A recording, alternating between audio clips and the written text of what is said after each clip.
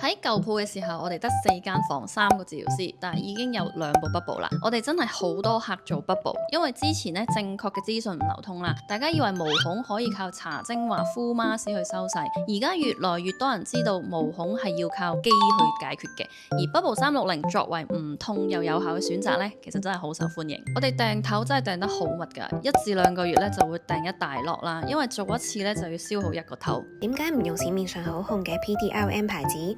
我哋其實係有用過㗎，不過個效果出到嚟係冇傳說中咁好。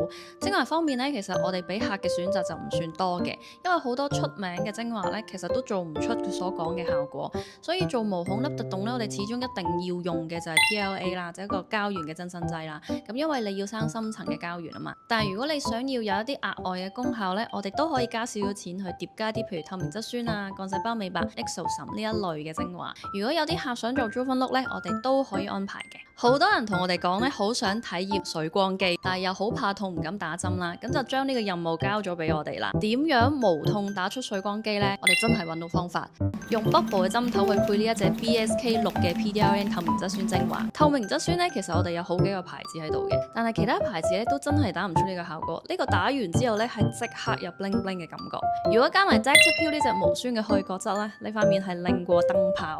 我哋係真係有認真研發㗎。